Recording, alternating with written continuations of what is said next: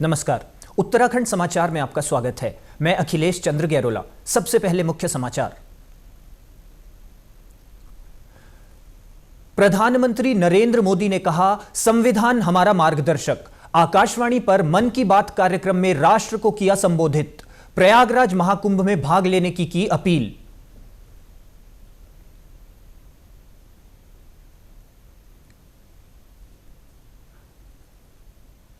प्रदेश में शीतलहर का प्रकोप जारी। चमोली और रुद्रप्रयाग समेत कई इलाकों में जनजीवन प्रभावित। देहरादून में 4 जनवरी तक बंद रहेंगे स्कूल और आंगनबाड़ी केंद्र।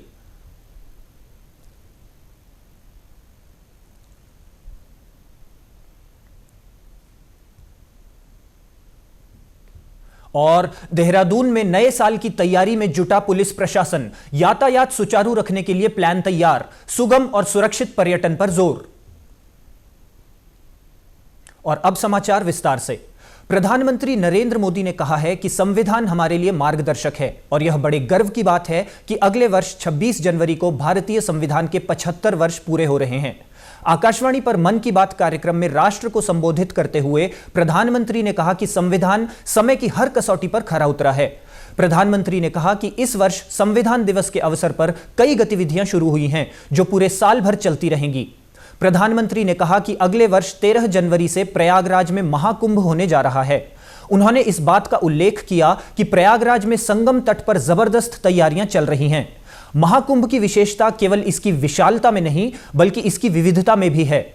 उन्होंने कहा कि इस आयोजन में लाखों संत, हजारों परंपराएं और कई अखाड़ा सहित करोड़ों लोग एकत्रित होते हैं। श्री मोदी ने लोगों से महाकुंभ में भाग लेकर एकता के संकल्प को मजबूत करने का अनुरोध किया।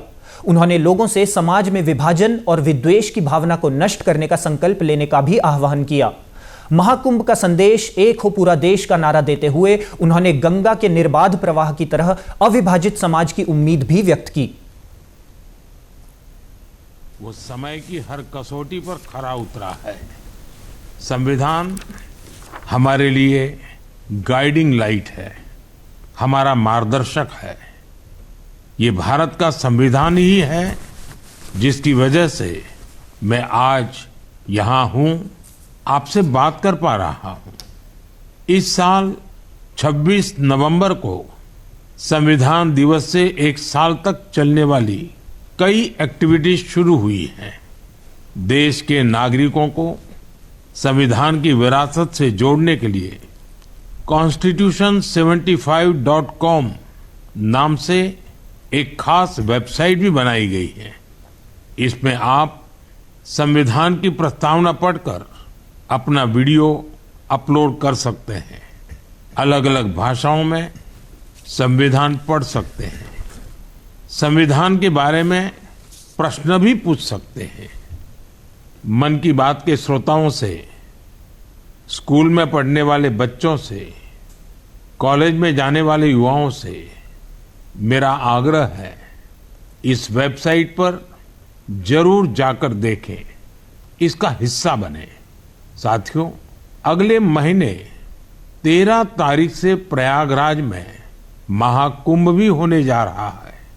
इस समय वहां संगम तट पर जबरदस्त तैयारियां चल रही है। मुझे याद है, अभी कुछ दिन पहले जब मैं प्रयागराज गया था तो हेलीकॉप्टर से पूरा कुंभ क्षेत्र देखकर दिल प्रसन्न हो गया था। इतना विशाल, इतना सुंदर, इतनी भव्यता। साथियों, महाकुंभ की विशेषता केवल इसकी विशालता में ही नहीं है, कुंभ की विशेषता इसकी विविधता में भी है। इस आयोजन में करोड़ों लोग एक साथ एकत्रित होते हैं। लाखों संत, हजारों परंपराएं, सैकड़ों संप्रदाय, अनेकों अखाड़े, हर कोई इस आयोजन का हिस्सा बनता है। कहीं कोई भेदभाव नहीं दिखता है। कोई बड़ा नहीं होता है, कोई छोटा नहीं होता है। अनेकता में एकता का ऐसा दृश्य विश्व में कहीं और देखने को नहीं मिलेगा। इसलिए हमारा कुंभ एकता का महाकुंभ भी होता है। इस बार का महाकुंभ भी एकता के महाकुंभ के मंत्र को सशक्त करेगा। मैं आप सबसे कहूंगा, जब हम कुंभ में शामिल हो तो एक प्रदेश के पहाड़ी क्षेत्रों में हुई बर्फबारी और मैदानी क्षेत्रों में बारिश से तापमान में गिरावट आई है। इसके चलते प्रदेश में शीतलहर का प्रकोप है। मौसम विभाग के अनुसार आने वाले दिनों में शीतलहर जारी रह सकती है, जिससे सर्दी और बढ़ेगी। हालांकि आज सुबह से देहरादून में मौसम खुला है और गुनगुनी धूप है। इस कारण लोगों को 2 दिन बाद सर्दी से थोड़ी राहत मिली है। मौसम विज्ञान केंद्र देहरादून के निदेशक बिक्रम सिंह ने बताया कि तापमान सामान्य से 5-6 डिग्री कम हुआ है और अब मौसम के साफ रहने की संभावना है। उधर चमोली में बारिश और बर्फबारी से 6 विकास खंडों के 65 गांव प्रभावित हुए हैं। नीति और माणा घाटी की सड़कों पर आवाजाही बाधित है और बीआरओ सड़कों को सुचारू करने का प्रयास कर रही है। इस बीच केदारनाथ में बर्फबारी के कारण ठंड बढ़ गई है और पुनर्निर्माण कार्यों पर असर पड़ा है। यहां 2.5 फीट से ज्यादा बर्फ गिर चुकी है, जिससे निर्माण कार्यों में बाधा आ रही है। 60 श्रमिकों के साथ पुनर्निर्माण कार्य जारी है, लेकिन बाकी मजदूर बढ़ती ठंड के कारण सोनप्रयाग लौट गए हैं। बढ़ती ठंड और शीतलहर की चेतावनी के मद्देनजर देहरादून में सभी शैक्षणिक संस्थान और आंगनबाड़ी केंद्रों में 4 जनवरी तक अवकाश घोषित किया गया है। जिलाधिकारी ने बच्चों और शिक्षकों की सुरक्षा के मद्देनजर यह कदम उठाया है। इस फैसले से बच्चों की सुरक्षा सुनिश्चित की जाएगी और सभी संबंधित विभागों को आदेश का पालन करने के निर्देश दिए गए हैं। मुख्यमंत्री पुष्कर सिंह धामी से फ्रैंकफर्ट जर्मनी के संसद सदस्य राहुल कुमार काम्बोज ने मुलाकात की। मुख्यमंत्री धामी और फ्रैंकफर्ट के संसद सदस्य के बीच राज्य के युवाओं को कौशल विकास और रोजगार से जोड़ने को लेकर विस्तृत बातचीत हुई। मुख्यमंत्री धामी ने कहा कि प्रधानमंत्री नरेंद्र मोदी के मार्गदर्शन में राज्य सरकार कौशल विकास पर विशेष जोर दे रही है। मुख्यमंत्री कौशल उन्नयन एवं वैश्विक रोजगार योजना के तहत प्रदेश के युवाओं को जापान में रोजगार के अवसर मिल रहे हैं। मुख्यमंत्री ने कहा कि जर्मनी में स्किल्ड लेबर फोर्स की मांग को देखते हुए प्रदेश सरकार युवाओं को आधुनिक और वैश्विक मानकों के अनुरूप प्रशिक्षण के प्रयास कर रही है। उन्होंने कहा कि प्रदेश सरकार राज्य के युवाओं को विदेश में रोजगार से जोड़ने के लिए ठोस कदम उठा रही है। राज्यपाल लेफ्टिनेंट जनरल गुरमीत सिंह से राजभवन में राज्य निर्वाचन आयुक्त सुशील कुमार ने भेंट की। उन्होंने राज्यपाल को निकाय चुनाव तैयारियों की जानकारी दी। आयुक्त ने बताया कि इस बार निर्वाचन प्रक्रिया में डिजिटलीकरण को प्राथमिकता दी गई है।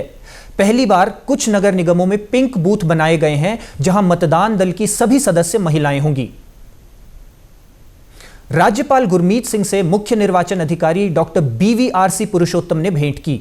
उन्होंने राज्यपाल को राष्ट्रीय मतदाता दिवस कार्यक्रम में प्रतिभाग करने का आमंत्रण दिया। राष्ट्रीय मतदाता दिवस पर 25 जनवरी को कार्यक्रम आयोजित होगा। देहरादून में नए साल के जश्न की तैयारियां जोरों पर हैं। बड़ी संख्या में पर्यटक देहरादून, मसूरी और चकराता के पर्यटन केंद्रों पर नया साल मनाने के लिए पहुंच रहे हैं। पर्यटकों की सुरक्षा और यातायात व्यवस्था को लेकर पुलिस प्रशासन चौकस है। देहरादून के वरिष्ठ पुलिस अधीक्षक अजय सिंह ने नए साल के जश्न और पर्यटन सीजन के लिए लागू ट्रैफिक डायवर्जन प्लान को लेकर विभिन्न क्षेत्रों का निरीक्षण किया। उन्होंने अधिकारियों से कहा कि गूगल मैप पर ट्रैफिक रूट अपडेट कराने के लिए समन्वय बनाएं, ताकि मैप के सहारे दून मसूरी पहुंचने वाले पर्यटकों को परेशानी न हो। एसएसपी ने बर्फबारी को लेकर चिन्हित स्थानों पर बैरिकेडिंग करने के भी निर्देश दिए। एसएसपी ने देहरादून के कई क्षेत्रों का निरीक्षण किया। उन्होंने अफसरों से कहा कि ट्रैफिक नियमों का उल्लंघन, विशेषकर ड्रिंक एंड ड्राइव करने वालों पर सख्त कार्रवाई की जाए। वहीं देहरादून के रायवाला लाल तप्पड़ क्षेत्र में चेकिंग के दौरान पुलिस की बदमाशों से मुठभेड़ हुई है। मुठभेड़ में एक शातिर बदमाश घायल हुआ है। आरोपी के विरुद्ध उत्तराखंड और उत्तर प्रदेश के कई थानों में गंभीर धाराओं में मुकदमा दर्ज है। पुलिस ने मुठभेड़ के दौरान बदमाश से देसी तमंचा, 1 जिंदा और 2 खोखा कारतूस बरामद किए हैं। देहरादून में कूड़ा उठान का काम कर रही कंपनियों पर मानकों का पालन न करने पर जिला प्रशासन कड़ी कार्रवाई करेगा। जिला अधिकारी सविन बंसल ने नगर निगम कार्यालय में शहर में सफाई व्यवस्था की समीक्षा बैठक ली। उन्होंने कहा कि कूड़ा उठान में कंपनियां 70 से 80% तक ही काम कर पा रही हैं। उन्होंने निर्देश दिए कि निगम क्षेत्र में कूड़ा उठान का कार्य 100% किया जाए। उन्होंने कूड़ा उठान और पृथक्करण में मानकों का पालन न करने पर विधिक कार्रवाई की चेतावनी दी। जिलाधिकारी सविन बंसल ने कहा कि कूड़ा उठान का काम कर रही 2 कंपनियों को 15 दिन का समय दिया है और यदि इनके प्रदर्शन में सुधार नहीं हुआ तो नए टेंडर किए जाएंगे। इसी के साथ अभी तक के समाचार समाप्त हुए। दूरदर्शन समाचारों से जुड़े रहें। मिलते हैं फिर शाम 5 बजे के बुलेटिन में। नमस्कार।